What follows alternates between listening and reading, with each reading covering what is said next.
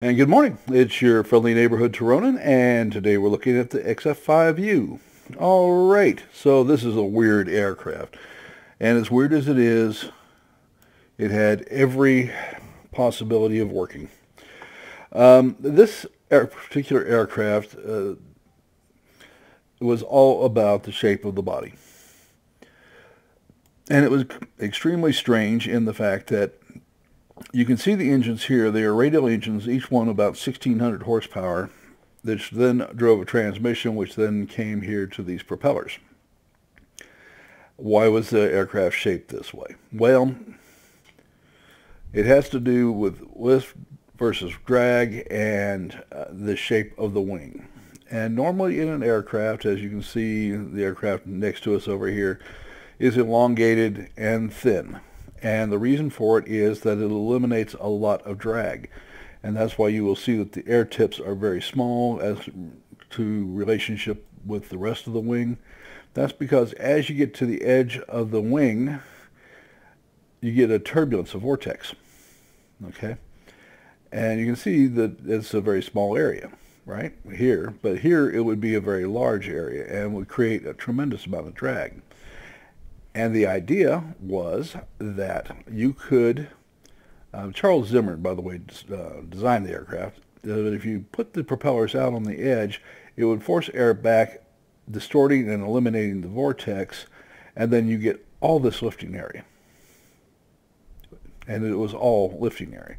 So you could get an aircraft that was extremely fast, and yet maneuvered. It had very low landing speeds and very high and low takeoff speeds, which to the Navy was tremendously attractive, as you might imagine. And so there you go. Well, it was an extremely protracted development. There was a aircraft called a V-177, if I'm remembering correctly, which was tested first. And this aircraft was some 5 times heavier than the prototype, or the test bed, I should say. And at the time that this was ready to fly, jets, it was 1946, and jets were coming on with huge potential. And everybody knew very well, hey, if we do this, we'll get a better jet engine, we'll get better lift, we'll get better thrust. And there were lots of problems, but there were lots of foreseeable answers. And that was apparent very early in the jet development cycle. This never really overcame its vibration issues. And I have no doubt that given some time that they would have, but it was already very late in its development cycle. It was well over budget. And the Navy just thought it would spend its bucks better elsewhere, and given the fact that the jets would be much faster, it was the right choice, right? Okay, so there's where we're at with the aircraft. So where do we sit with it? Well, let's go look at the upgrades. We just purchased the aircraft. You can see I have almost no money left, and we're going to have to upgrade everything. The bombs and rockets will wait.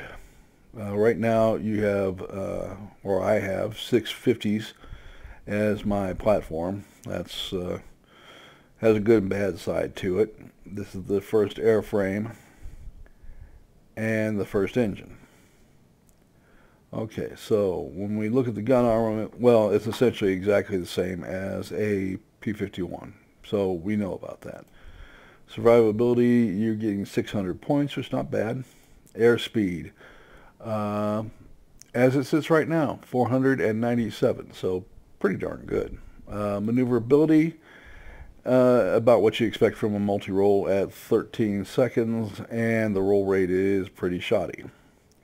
Altitude performance, which is normally where a multi-roll aircraft really takes it pretty bad, is 6,562.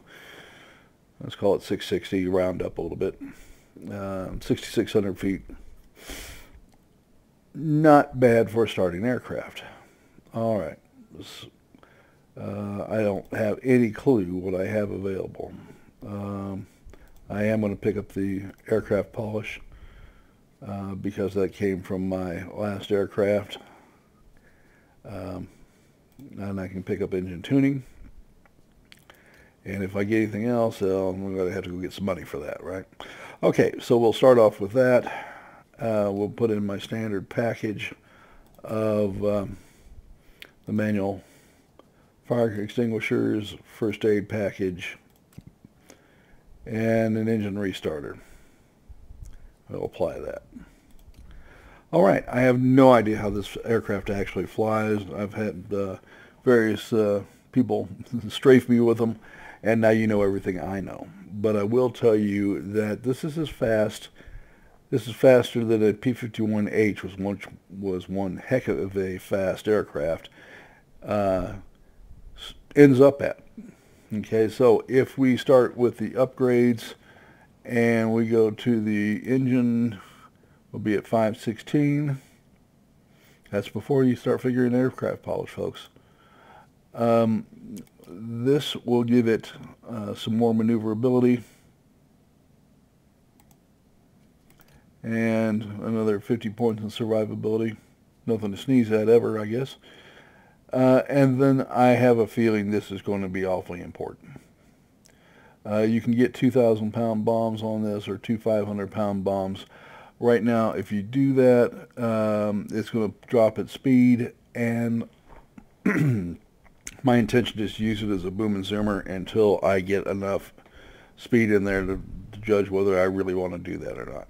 There are some aircraft which I absolutely refuse to put bombs and rockets on. One of them being this aircraft. Okay, it just does not do well in the speed department at all, and putting a couple of 500-pound bombs on it isn't very effective for a whole lot of reasons. So I don't, and I don't know how I feel about this aircraft yet. So let's take it to battle, see where we end up at. You can kind of laugh at me if I really mess up, and sometimes I really do. You know, just no telling about that. The God of War has decided that I have to have a string of stupid bots, and I'm losing about 3 times to every time I win. And that's been going on for 2 days. So, yeah, it's been exciting. Wrong.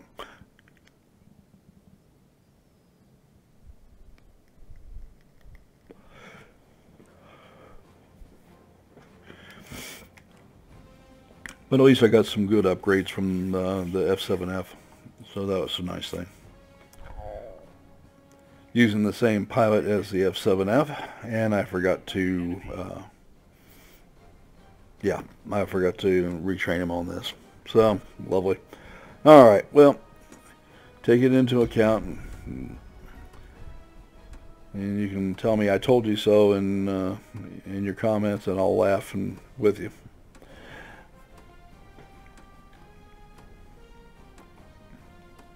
But I've been working pretty hard to get this, and so it's I hope it's a nice aircraft for me.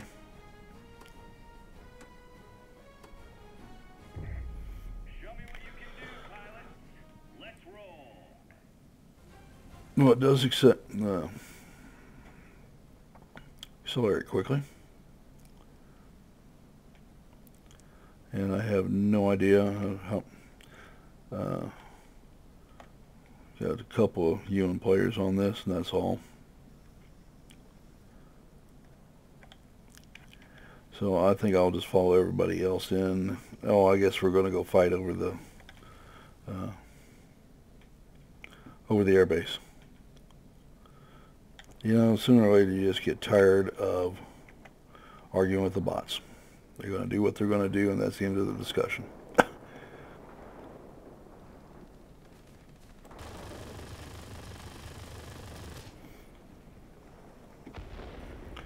All right.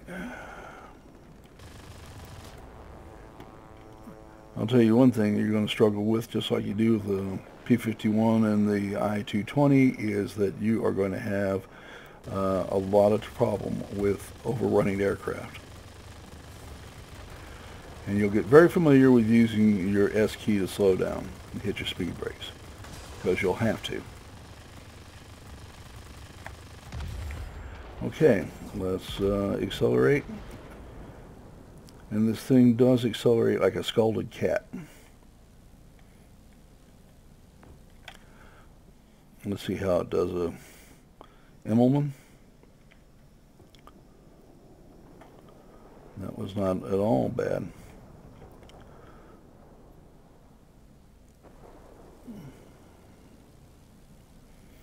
And you get 30 seconds of boost. And boost is not a bad thing.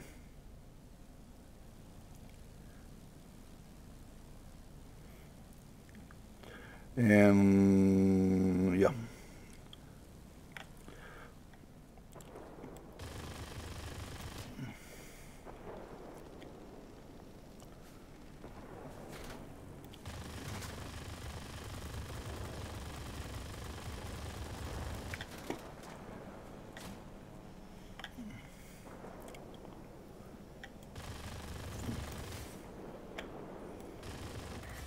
Enemy bombers inbound. Don't let them reach their target. That's me grunting and groaning as I compress myself, trying to get this aircraft to go on better. I'm going to sit back in my seat and relax. I'm sure all that's carrying over to my microphone, and that's not good. All right. Sorry about that, folks. Just realized I was doing it grunting and groaning at this aircraft, and that's dumb.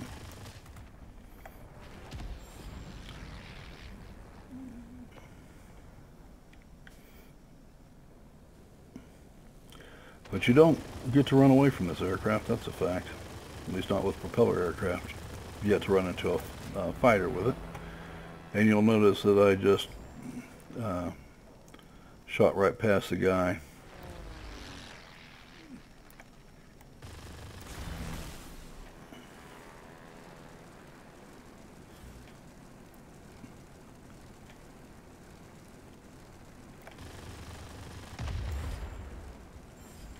Wow. That was not bad at all. Okay, so we'll put the fire out. Try to hit boost and get out of here. I'm going at a very slow speed, and I got just exactly what I deserved for allowing myself to slow down that much. Wasn't playing like a boom and zoomer. And the turn and burn very quickly made me pay for it.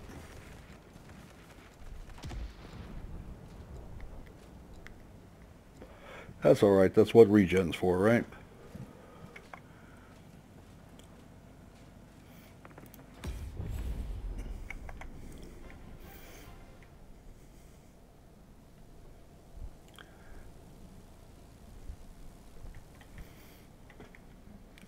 Alright, I'm going to stay away from the airfield for a little bit. Our military base is launching strikes on the enemy. This will make things easier for you. And we'll try to stop these Focke-Wulf 200s from bombing the heck out of our command base if I don't miss my guess. And we're hitting the S key very, very hard.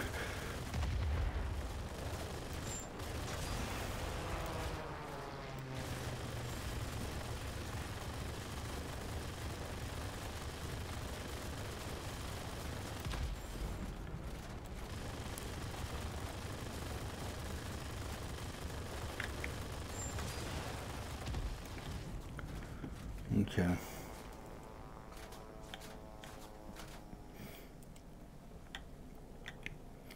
And now we'll boost to get some height.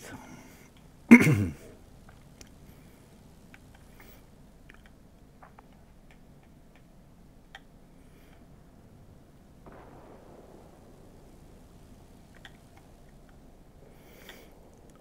see if we can't contribute here a little bit in the battle.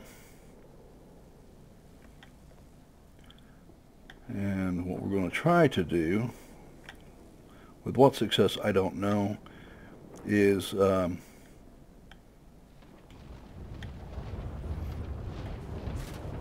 kill high altitude fighters.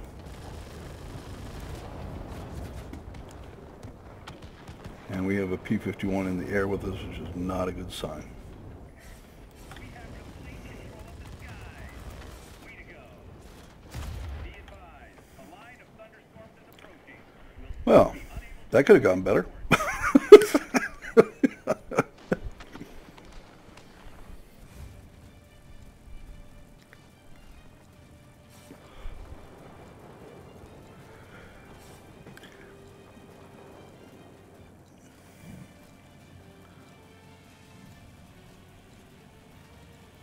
Well, if you're going to get blown out of the sky, then I will say that the time to get blown out of the sky is when the squall, just before the squall line kicks in. All right. I'm going to take a look at the map here.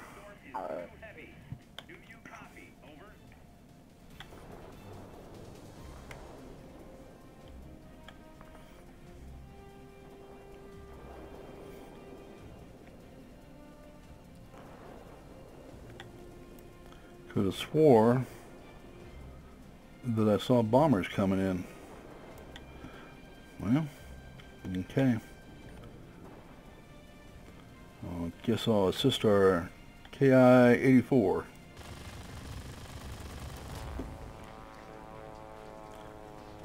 Whatever the strengths and weaknesses of the J4M, maneuverability does not appear to be one of them. I don't own one, so your guess is as good as mine.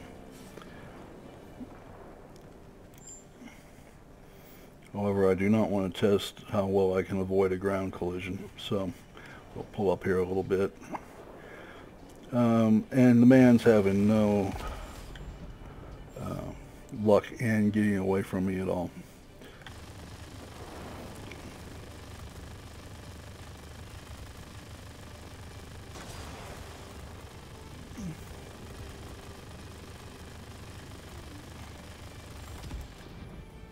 Okay, we're going to, like the coward I am, boom and zoom away from that mess. Turn around and come back in. And boy, are we getting our patooties kicked here.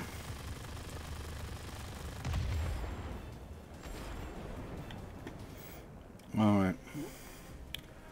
Let's see if we can rescue the bots from ineffectually following the bombers, not shooting them down, but tying themselves up. And we won.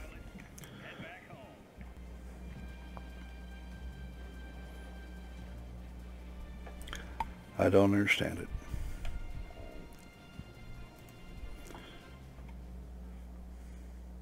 I've had 3 games with an IL-20 where I turned in right at 60,000 points in ground damage, at 1.11 ground targets destroyed, and we still lost. And I win this one. Yeah.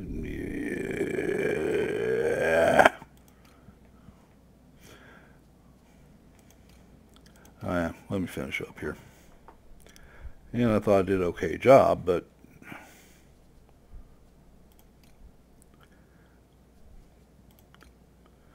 6 destroyed, 3 assists. Not an awful job. But if I'm these guys, I'm mad right now. Because I think they should have won. Send them private chat. Well, my chat function is gone. By the way, if I'm not responding to you, my chat functions is intermittent at best. It works about 30% of the time, and I can never tell when I log in if it is or isn't going to work. What I am certain is it's not my system. So I can't do too much about it, but so you guys need to be aware. All right, we're going to take a look at the upgrades, see if there's anything low-hanging fruit here. And we can upgrade the machine guns with maybe another flight. The engine with another flight. If you do real well, we might do better than that. So let's go ahead and do this again and see if we can't get some mileage out of this.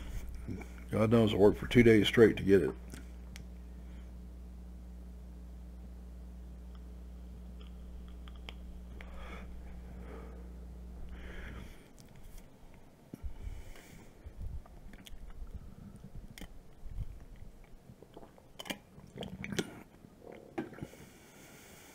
By the way, the estimate for this aircraft was on Wikipedia, wherever they got the information was 477. Wind tunnel study suggested that you could get up into the mid 500s with it, with the design, which is why the Navy had the interest that it had.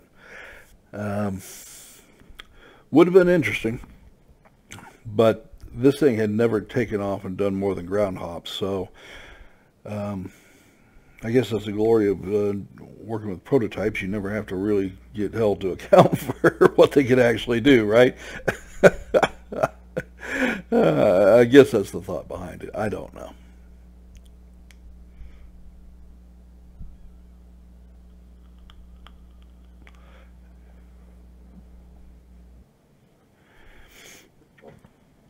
Oh, I hope it won't take it forever.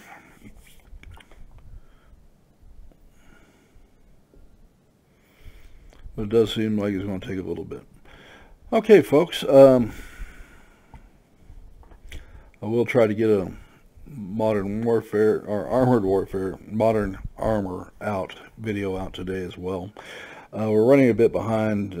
I take care of an invalid, and I'm semi-retired myself, which you'd think would mean I'd have all sorts of time on my hands, and seems to be just the opposite. I wonder how you ever had time to work.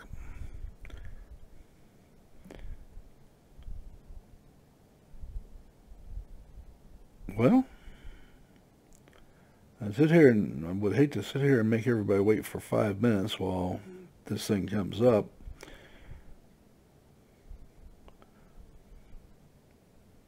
Oh, well, not liking this. It's a long time to wait. Okay, let's bail out.